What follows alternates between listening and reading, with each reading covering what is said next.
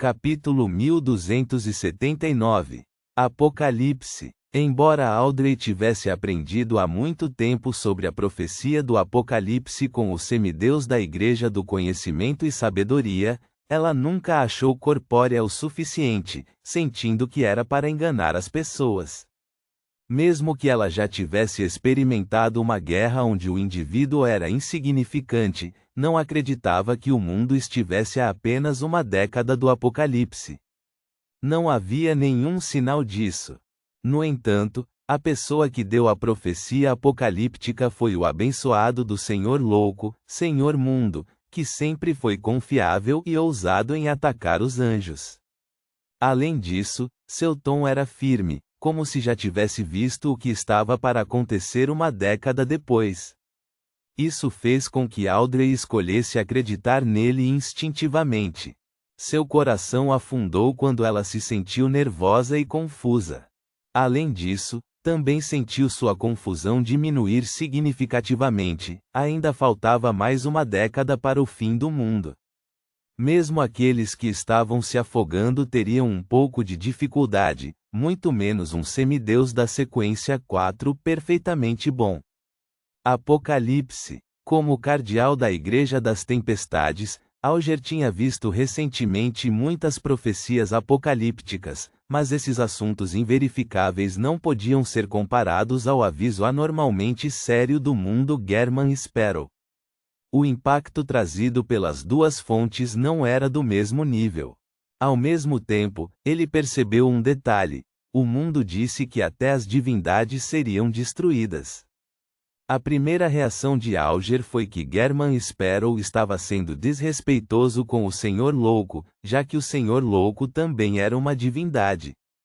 No entanto, ele rapidamente rejeitou essa ideia. Afinal, o mundo German Sparrow era o abençoado do Senhor Louco e era o crente mais devoto.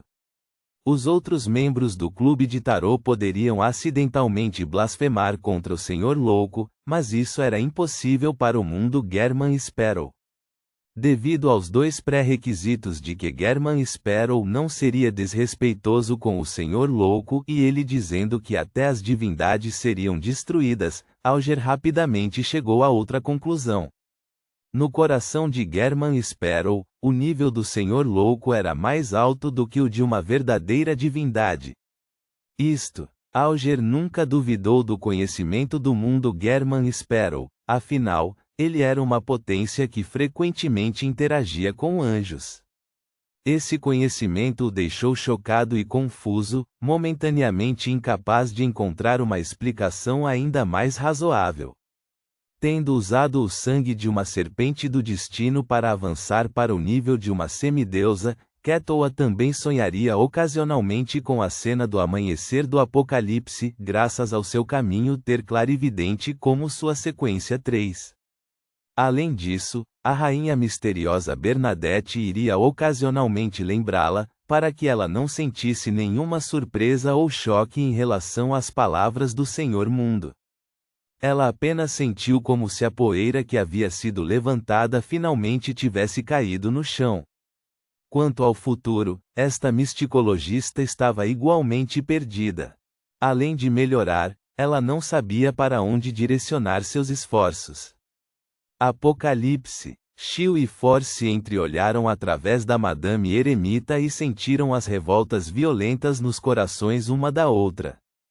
Elas nunca pensaram que a vida maravilhosa que viviam não duraria mais de 2 décadas, a menos que algo acontecesse. Esta era uma época em que estavam no auge. Mesmo que não fossem semideusas, não precisavam se preocupar com a tendência de perder o controle devido ao envelhecimento de seus corpos. Como quem falou foi o mundo German Sparrow, as duas mulheres não suspeitaram da autenticidade da profecia. Elas momentaneamente se sentiram com medo e sombrias. No início, Derek não pôde deixar de se sentir deprimido.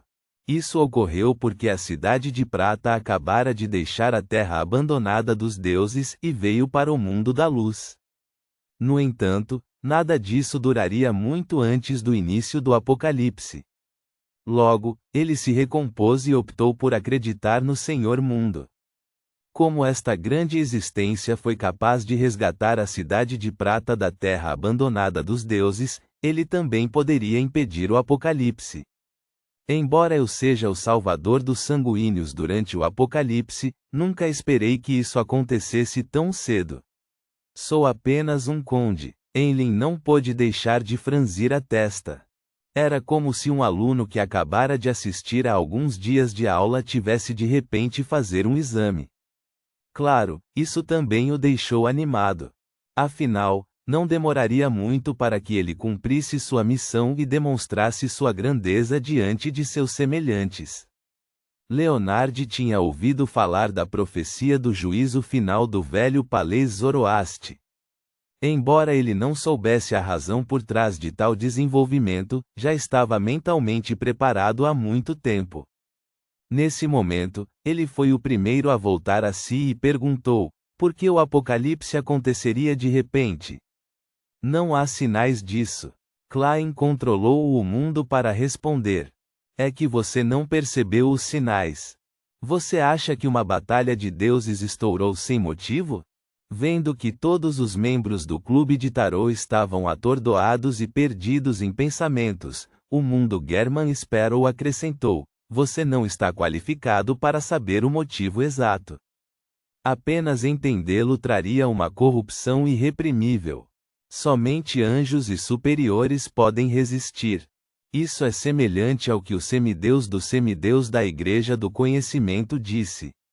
Está perto da corrupção do cosmos. Parece que esqueci algo. O Senhor Mundo parece ter descoberto toda a história. Ele não tem medo de ser corrompido? E ele já é um anjo. Ele agora é um ele? Pensamentos passaram pela mente de Audrey quando ela sentiu que o mundo German Sparrow poderia ter completado seu avanço e se tornado uma verdadeira criatura mítica. Nos tempos antigos, isso poderia até ser chamado de Deus subsidiário, alguém próximo das divindades. Logo depois disso, Auger, Ketoa e os outros membros do clube de tarô entenderam a verdade. Eles sabiam que o mundo German Sparrow já havia alcançado o topo do mundo real, tornando-se um anjo que caminhava pela terra. Suas suposições estavam relacionadas ao plano de German Sparrow de lidar com uma criatura mítica. Alguns acreditavam que foram os benefícios que a recuperação do Senhor Louco proporcionou aos seus abençoados.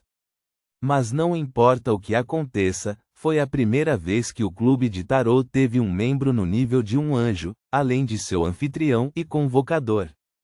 Claro, não ficaram muito surpresos com o avanço de O Mundo German Sparrow para a sequência 2. Eles estavam há muito tempo insensíveis à sua taxa de progressão. Klein controlou o mundo e o fez olhar ao redor. Vocês podem pensar sobre o que planejam fazer a seguir e como o farão. Xiu, Force e os outros membros do clube de tarô assentiram levemente em reconhecimento. Seguiram-se mais 10 minutos de conversa livre antes que esta sessão da reunião de tarô chegasse gradualmente ao fim. Reticências. Depois de retornar ao mundo real, Xiu examinou seu quarto. Sua expressão lentamente se tornou solene. Ela mais uma vez sentiu uma sensação de urgência. Depois de sair da sala, Xiu viu que Force também havia saído para o corredor ao mesmo tempo. Ela não sofria mais de paralisia momentânea antes de sair. Onde você planeja ir? Ambas perguntaram em uníssono antes de ficarem em silêncio.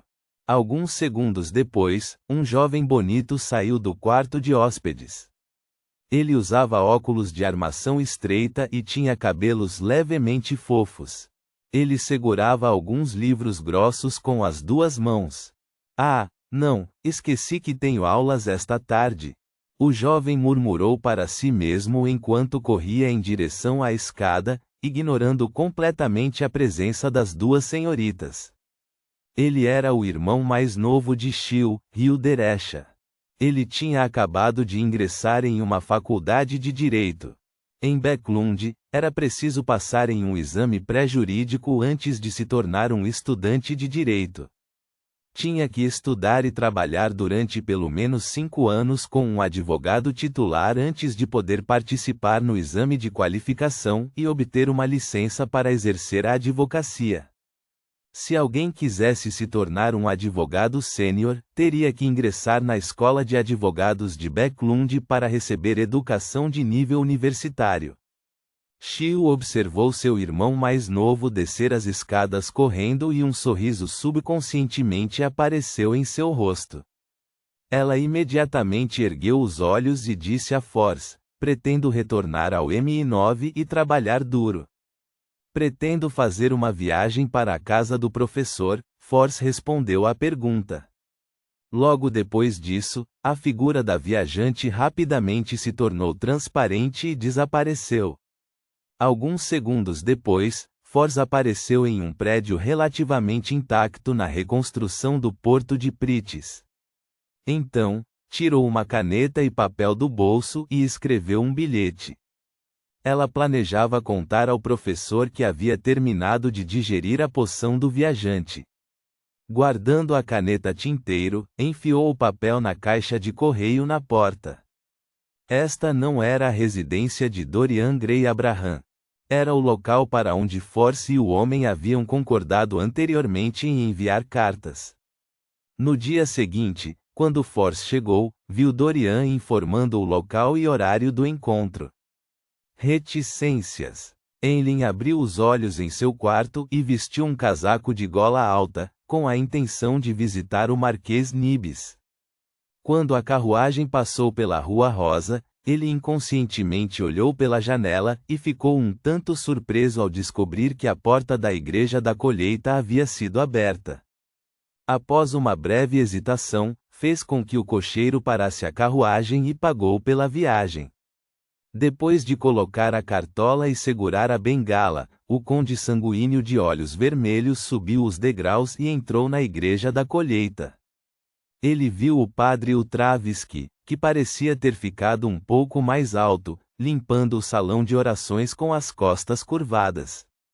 Ele foi libertado como esperado. Foi realmente uma custódia protetora. Eileen balançou a cabeça interiormente. Neste momento, o padre Utravsky ergueu a cabeça e olhou para ele. Limpe o castiçal. Estou tentando agradar a deusa mãe, Eileen murmurou. Ele caminhou até a sala atrás dele, vestiu o manto marrom de sacerdote da Igreja da Mãe Terra e começou a trabalhar. Nenhum deles falou uma palavra. Eles fizeram seu próprio trabalho e fizeram o possível para restaurar a Igreja da Colheita à sua antiga limpeza e tranquilidade. Após um período de tempo desconhecido, um grupo de pessoas entrou de repente pela porta. Eileen subconscientemente olhou e viu o barão Cosmin Odora. Ele viu o visconde Ernest Boyer, que já havia trabalhado na Igreja da Colheita, e muitos rostos familiares. Os lábios de Eileen se curvaram inconscientemente.